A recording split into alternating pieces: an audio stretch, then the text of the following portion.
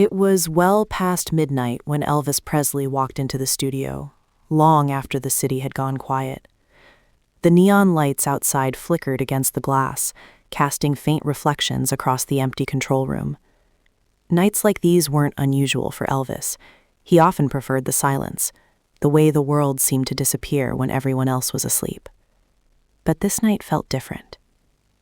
There was no entourage, no laughter, no excitement. Just Elvis, and a single folded piece of paper in his hand. The producer glanced up as Elvis entered, immediately sensing something was off. "You okay, man?" he asked, half joking, expecting Elvis to flash that familiar grin. But it never came. Instead, Elvis slowly placed the paper on the piano, smoothing it out carefully, almost like it was fragile or dangerous. "I want to record this," Elvis said quietly. The producer leaned in, scanning the lyrics. At first glance, it looked like just another song, but the more he read, the more his expression changed. The words were heavy, personal, uncomfortably real. Lines about loneliness, regret, and a kind of pain that didn't belong in the polished world of stardom. "Who wrote this?" the producer asked. Elvis didn't answer right away. He just stared at the paper. Then, almost under his breath, he said, "That's the strange part. I don't know." A silence filled the room. That didn't make sense. Songs didn't just appear. Not like this. Not with lyrics that felt like they had been pulled straight from someone's soul. His soul. "Someone must have given it to you," the producer insisted. Elvis shook his head slowly. "It was in my dressing room, just sitting there." The air shifted. For a moment, neither of them spoke. Then Elvis turned toward the microphone, adjusting it slightly, his movement slower than usual. There was no warm-up, no practice run, just a deep breath and a nod. "Let's do it." The music began softly, just a piano at first. Simple, almost haunting. Elvis closed his eyes as he started to sing. The first line came out low, controlled, but there was something underneath it, something raw, something unguarded. As the song continued, that controlled voice began to crack, not in weakness, but in honesty. Each word felt heavier than the last, as if he wasn't just singing, he was confessing. In the control room, the producer froze.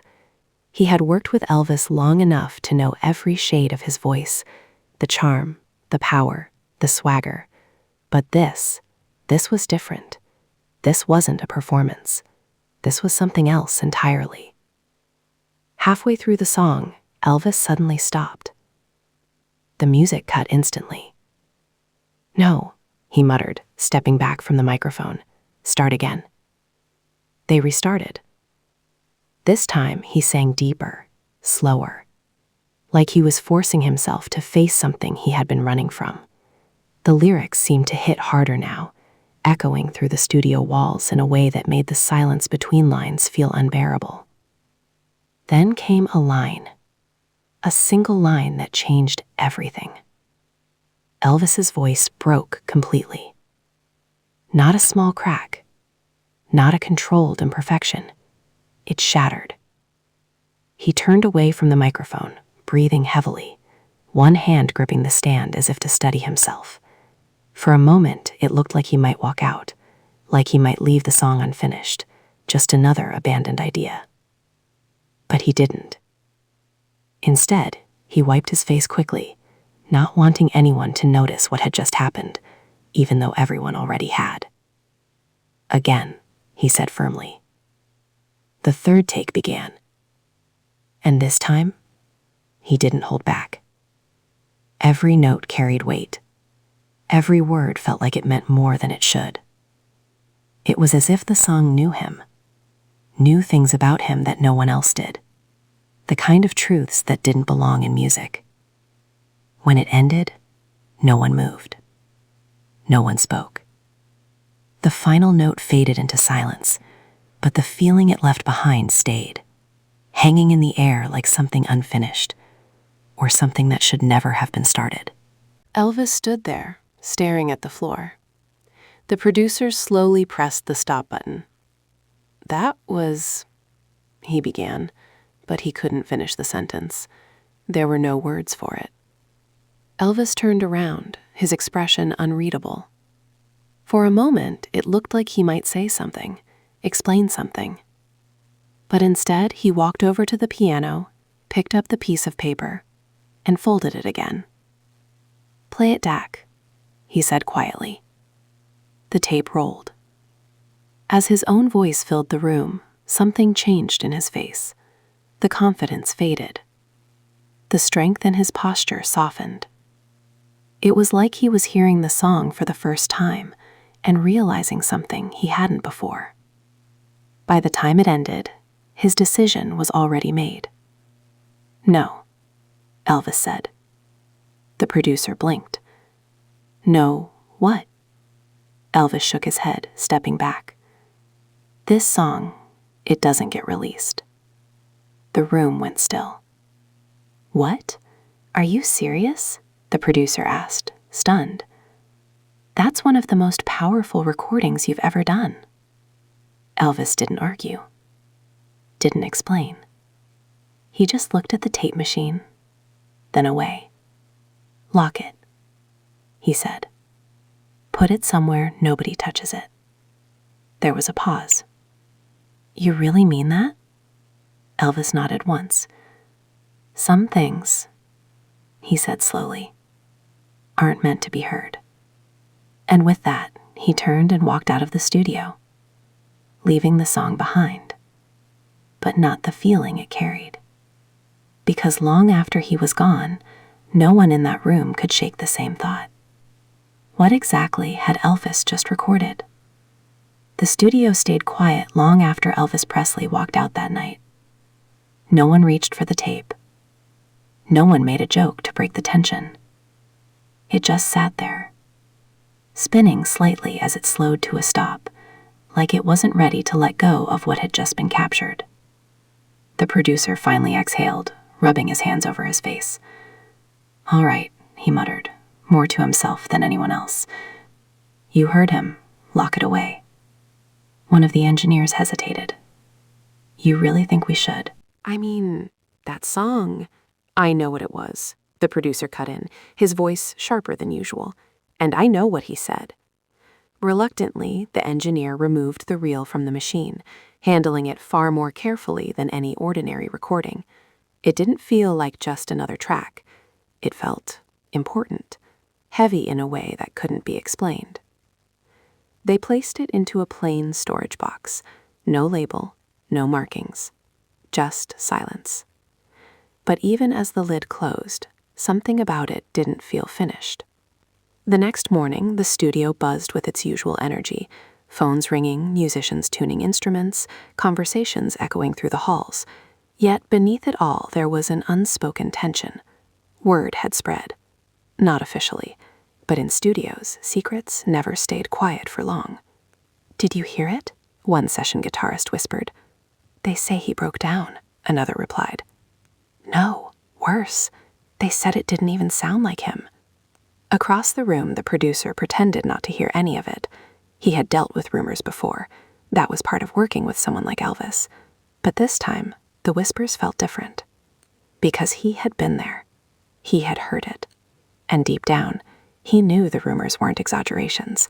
If anything, they were holding back. By midday, curiosity got the better of one of the younger engineers.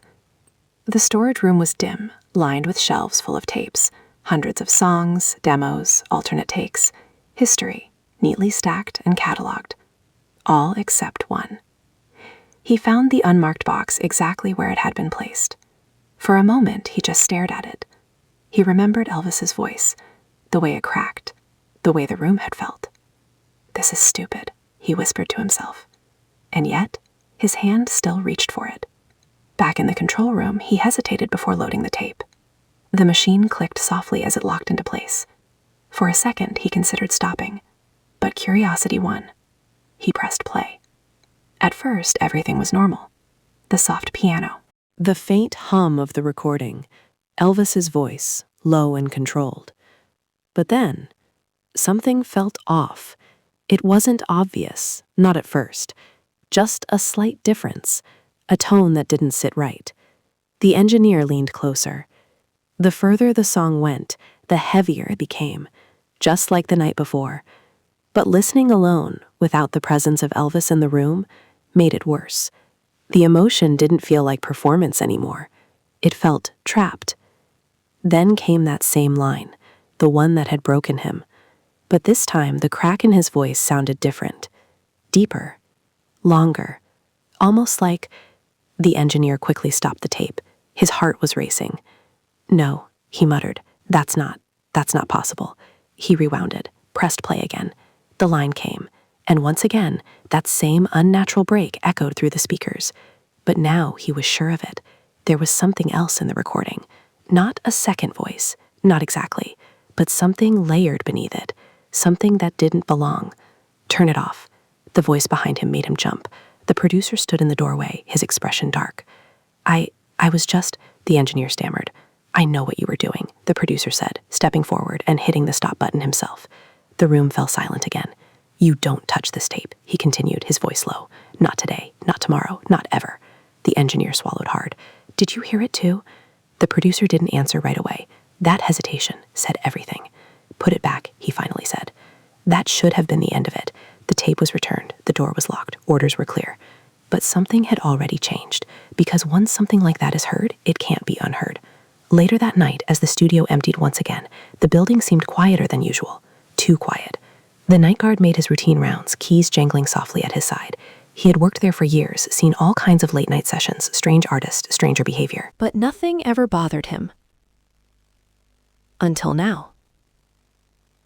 As he passed by the control room, he froze. There was music. Faint. Almost too quiet to notice. But it was there. A piano. Slow. Uneven. And a voice. He frowned, stepping closer. "Hello?" he called out. No answer. The door creaked open. Inside, the room was empty. The tape machine sat still. No reels turning. No lights blinking. Nothing. And yet, the sound continued. Soft. Distant. Coming from somewhere deeper inside the building. His grip tightened on the keys as he followed it. Step by step. Down the hallway. Toward the storage room. The door was closed. Locked. But the music was louder now. Clearer. And unmistakable. It was the song. The guard's hand trembled slightly as he reached for the handle. "That's not possible," he whispered. Slowly, he unlocked the door. Pushed it open. The room was dark. Still. Rows of tapes sitting untouched. The sound stopped instantly. Complete silence. The guard stepped inside, scanning the shelves. Nothing moved. Nothing changed. Except one thing. The unmarked box. It wasn't where it had been before. The guard stared at it, his pulse quickening. Because he knew, without a doubt, no one had entered this room. No one could have. And yet, somehow, the tape had moved. Miles away, in the quiet of his home, Elvis sat alone in the dark. No music, no lights, just silence. But his eyes were open, wide, as if he could feel something from a distance. Something he couldn't explain, something he couldn't escape. He whispered to himself, barely audible, "I told them." A long pause followed. Then, more quietly, "It wasn't meant to be heard." The next morning, the studio didn't feel the same. No one said it out loud, but everyone felt it. Something had shifted the moment that tape was played. And whatever it was, it hadn't stayed inside the reel. The producer arrived early, his face tense, his mind replaying everything he had heard the night before. He didn't go to his office. He didn't speak to anyone. He walked straight to the storage room. The lock was still in place, untouched, exactly as it should have been. But when he opened the door, that same cold feeling returned instantly.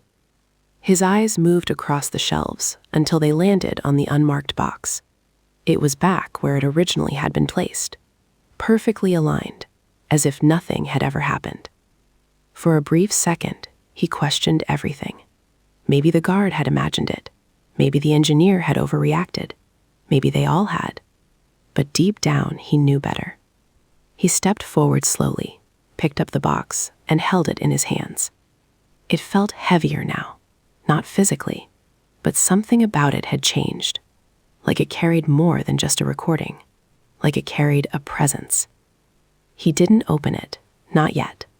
Instead, he turned and walked it out of the room, down the hall, straight into the control room where it had all started. The same chair, the same machine, the same silence. He placed the box on the table and just stared at it. Minutes passed. Then, without calling anyone else, without saying a word, he made a decision. If something was wrong with that tape, he needed to hear it again, for himself, one last time. He opened the box, carefully lifted the reel, and loaded it into the machine. His hands weren't steady anymore. That alone told him everything. He pressed play. The piano began again, soft and distant, like it was coming from somewhere far away. Then the voice of Elvis Presley filled the room. But this time, it didn't sound like the night before. It sounded older, more worn, as if time had somehow passed inside the recording itself. The producer leaned closer, his breath slowing, his focus sharpening. Every word felt heavier now, every pause longer, every note darker. Then the moment came, the line, the one that had broken Elvis. As it played, the producer felt a chill run through his entire body, because now it was clear. It wasn't just a crack in Elvis's voice. It wasn't just emotion. There was something else there, something underneath. Not louder, not separate, but layered so perfectly it was almost hidden. Almost. It sounded like a whisper, not clear enough to understand, but real enough to feel. The producer's hand hovered over the stop button, but he couldn't press it. He couldn't look away. The song continued, building slowly, dragging him deeper into something he couldn't explain. Then, just before the final note, the whisper changed. It became clearer, sharper, and for the first time, it formed words. The producer froze. His eyes widened, because he heard it, clearly, right beneath Elvis's voice. A second voice, saying something that wasn't in the lyrics, something that wasn't supposed to be there. The tape suddenly stopped on its own. Silence crashed into the room. The producer didn't move, couldn't move. His mind was stuck on what he had just heard, because the voice hadn't been random. It hadn't been noise. It had said something specific, something impossible. Slowly, almost unwillingly, he whispered it back out loud. "Don't let it out." The words hung in the air like a warning, or a memory. Before he could react, the studio door slammed shut behind him. The sound echoed violently through the room. He spun around, heart pounding, but there was no one there. No footsteps, no movement, just silence again. But it wasn't empty silence anymore. It felt watched, heavy, alive. He turned back toward the machine, and his breath caught instantly. The tape was moving, rewinding, on its own, faster and faster until it snapped to a stop at the very beginning. Then, without being touched, it pressed play again. The music started, but this time it wasn't soft. It wasn't distant.